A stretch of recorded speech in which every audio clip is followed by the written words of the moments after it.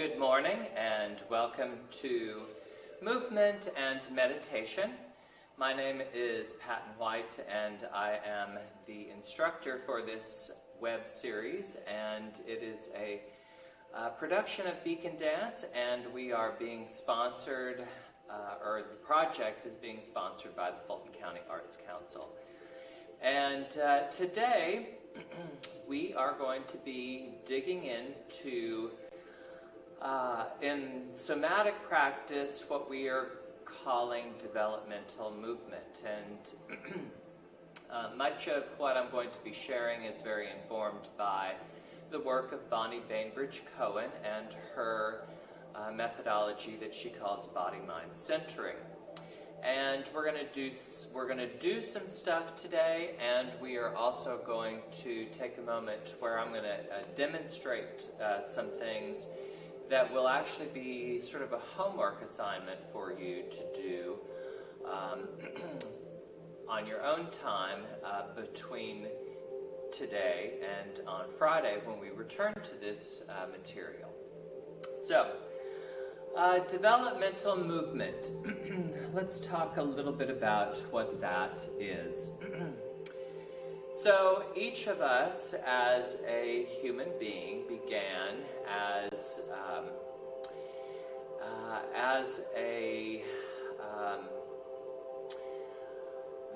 the union of two different cells, and those cells began to multiply and multiply and multiply, and eventually we became a fetus in our mother's womb. And it was already at this point where we began our journey as moving beings. And Bonnie sees this idea of moving and knowing and understanding as really, in a sense, one and the same. That as we began our journey towards moving, we were actually experiencing the world and ourselves as these beings, these creatures that need to move in order to be able to survive and continue to live and to develop, etc., etc. And one of the first ways that we move in the womb, in our mother's womb, as we begin, is we are suspended in the amniotic fluid, and in a sense we're sort of like fish in this space, and that our spines are the principal way that we begin to move. And so let's take our attention to our spine, and we're going to place one hand on the top of the head, that's one end of our spine, and then go ahead and place the other hand down on the base of the spine, which is actually back here, the sacrum, which is, it actually kind of descends down into our pelvis itself. And this is the length of the spine. And I just want you to take a moment to sense and to feel the full length of that, and then switch hands just so that you get a slightly different perspective of that distance between the top of the head and the base of the spine in the sacrum and the coccyx bone. And now let's go ahead and let the hands, arms just fall down by our sides. No, actually, let's go ahead and place them up on our legs. If you're standing, you can just have them hang down by your sides. But for our purposes now, we're going to close our eyes for a moment and begin to visualize on an internal sense the full length of the spine. And the spine we think of as being three distinct sections of the spine. We have the cervical region, which is the neck and into the top of the rib cage, and then the thoracic region, which is from where rib cage starts down to just below the rib cage, and then we have our lumbar region. And let's take a moment to just feel as we undulate forward and backwards, initiating with either the base of the spine,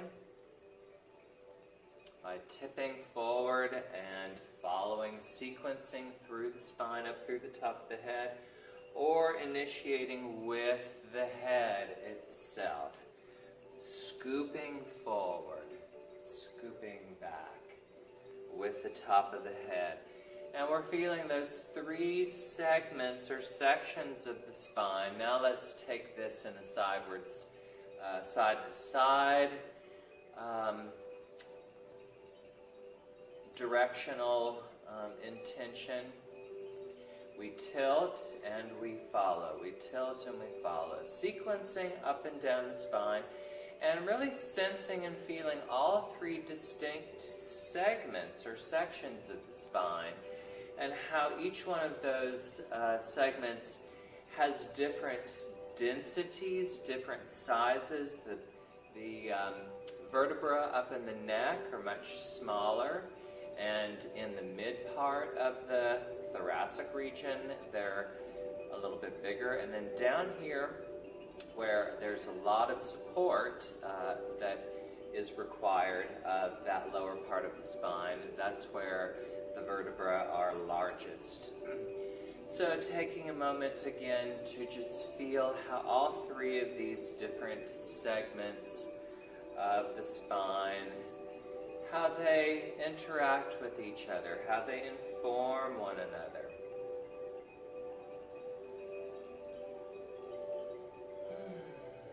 Breathing in and out as we do this movement.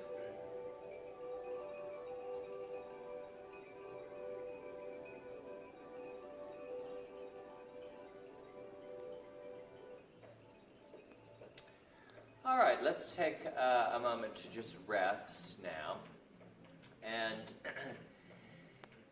that's a little bit of an initiation from the top of the head or the base of the spine, and the sequencing happening through the spine itself on a vertical plane. So we are sitting upright, or we may be standing upright, and our relationship to the earth and gravity is in sort of that perpendicular relationship.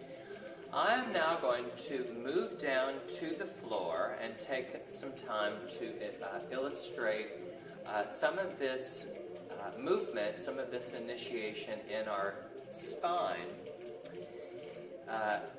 in a horizontal relationship with the floor. So, first, go ahead and move slightly further away from the camera. So, if you're able to do this with me right now, that's great. If not, just watch and maybe make some notes and remember some of this, or you can always reconnect with this recording on our YouTube channel. But here, in this position, so again, developmental movement. As we were born and outside of our mother's womb, and we were being cared for by our parents, we began to discover, again, movement primarily first from the spine, and that began with slight twisting or articulation of the head as we began to use our eyes and look around, so engaging in our senses. What were we seeing way back then? What might we be seeing right at this moment? And then we also began to explore how we could counteract the effects of gravity. You know, gravity is pulling us into the earth, and we begin with one end of the spine, in this case the head, to begin to take a little bit higher look around in our world. So reaching, exploring with the top part of the spine. We may begin to also initiate with the base of the spine, reaching up, which then causes our limbs, our lower limbs, to respond. But the initiation itself comes from the spine itself. So if you are able to do this at some point, if not right now, perhaps take some time when you get ready to get into bed. Lie flat on your back in bed and begin with this side-to-side, twisting articulation of the spine, a forwards collapse, perhaps both collapsing and twisting at the same time. And then take some time to go ahead and roll yourself over so that we were just in the supine position. Now we're in the prone position with our front surface on the floor. And our head is either going to, because of my glasses, I have to kind of help facilitate working around that obstacle right now. But back in the day, as an infant, my head would have been twisted to one side or the other. I would not have been here with my nose and mouth buried into my bed, but I would have the twist action happening. And I would begin to lift my head, or we would begin to lift the head and look around.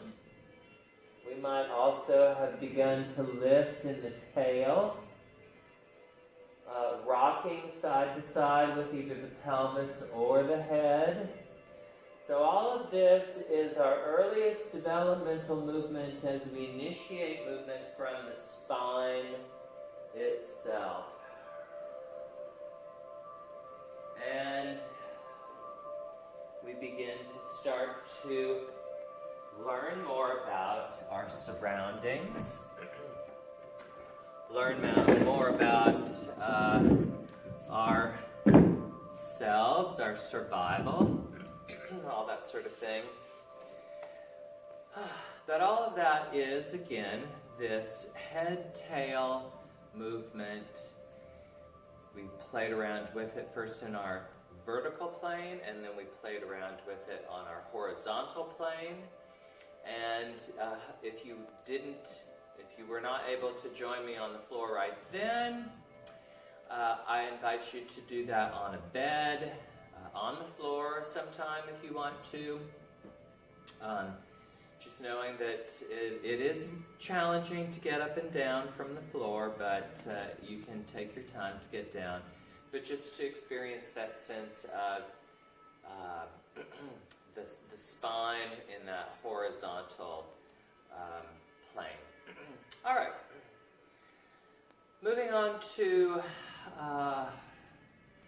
the next layer of our developmental movement. So we started with the articulation of the spine, and then we began to use the limbs in relationship to not only the spine, but also to the surface that we were in contact with, whether it was the floor, whether it was a bed, a crib, whatever. But we began to push, and go back down to the floor for a second. So we reached up with the head, and then we began to push. And first it was just on the forearms. And then we began to develop the ability to extend through the elbows. And so let's take a moment now to just begin this idea of pushing. So let's see, what's a good part of the body to begin pushing with? Let's actually just start with our hands. So we've done some hand work before. We're going to push with one hand, so I'm using this hand now to push this other hand through space, and then I'm going to push back in the opposite direction. Pushing action, pushing action. Let's go ahead and just take one hand and find different surfaces of the body to push, and we can push and not resist, so just follow through. Or we can start to play with this idea of pushing and resisting against that pushing by an equal push from a different part of the body. So I can push and move, or I can push and resist and find the sense of pushing in both directions. Pushing in both directions. I'm going to use my left hand for a little bit and do some push without resistance. So finding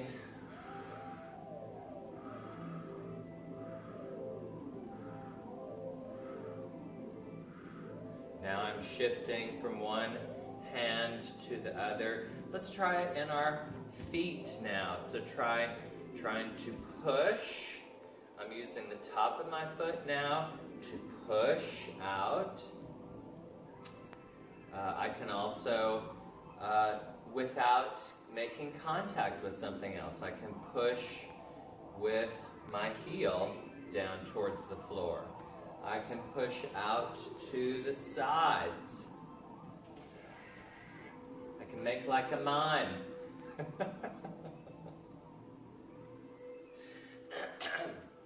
Enough mime jokes. Pushing. So pushing, pushing, pushing.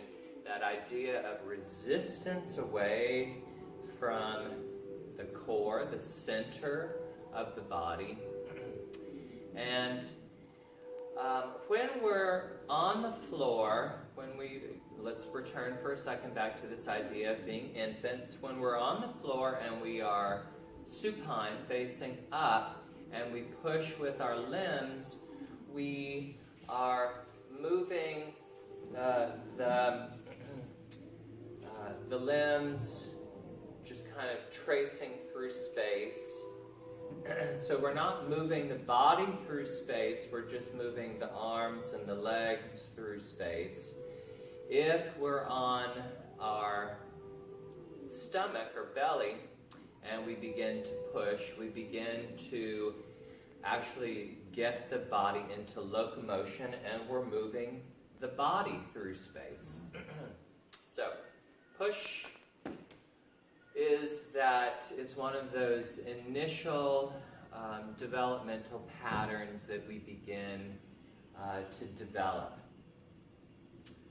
Throughout our lives, Bonnie's contention is that as we begin to develop these patterns, we continue to develop in that particular way. And so if we at some point maybe find that we are having an injury, or we find that it's difficult to do a specific type of movement, that we may want to see if we can go back and find if there are more efficient ways to kind of redirect the patterning into a different way. Our next layer of developmental movement is to reach. Although there probably could be the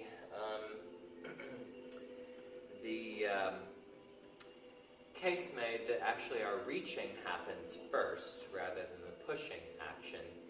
And as Bonnie talks a lot about how much of our initial reaching movement comes from our desire to sustain ourselves, to reach towards our mother's breast to be able to feed. And so the mouth at this end of the spine begins that articulation. And so as our senses develop, we also begin this idea or this patterning of reaching by either looking, using the eyes as our sense of vision, listening, hearing, reaching in that sense. So our senses, in essence, take us beyond ourselves. They give us access through what we hear, through what we see, through what we taste, through what we internally take into our bodies, to what we feel with our skin, to what we smell. All of these senses begin to help us be motivated to reach. And then the senses help with the full continually developing with how our bodies can then help assist us in that reaching. Reaching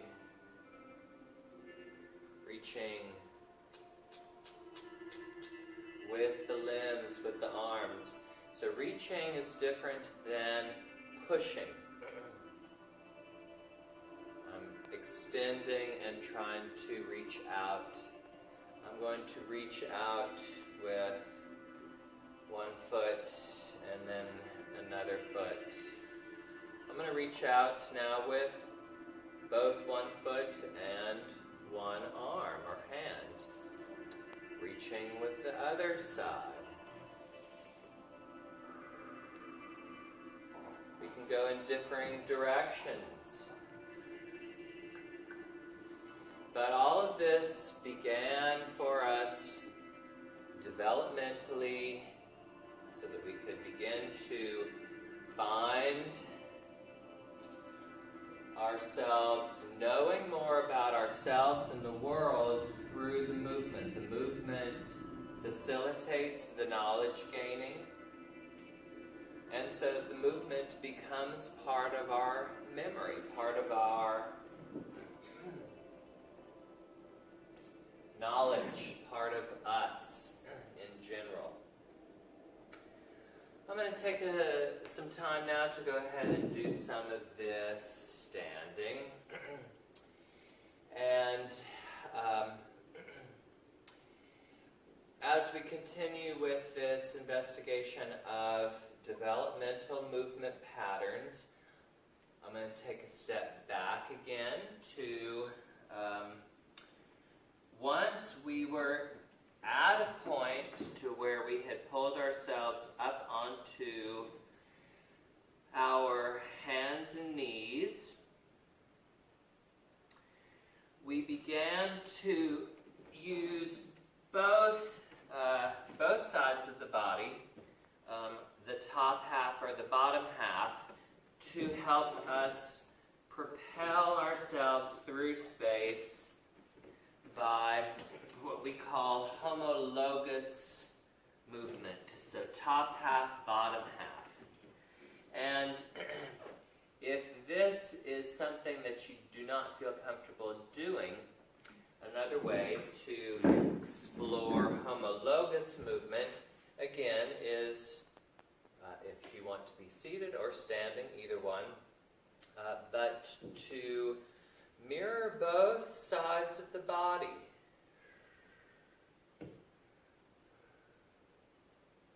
And try to find symmetry as much as possible. Same thing with the lower half of the body. Pressing. You might try pushing the floor away by extending through the feet, through the toes, pushing away.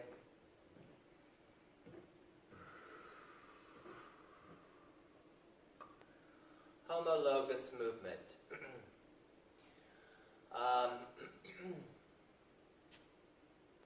What I would also maybe encourage you to do is to play with this on your own time. And try to stand without the stool. Another way of experiencing homologous movement is in our jumping movement. So pushing with both feet, pushing the body away from the floor, taking the body into the air.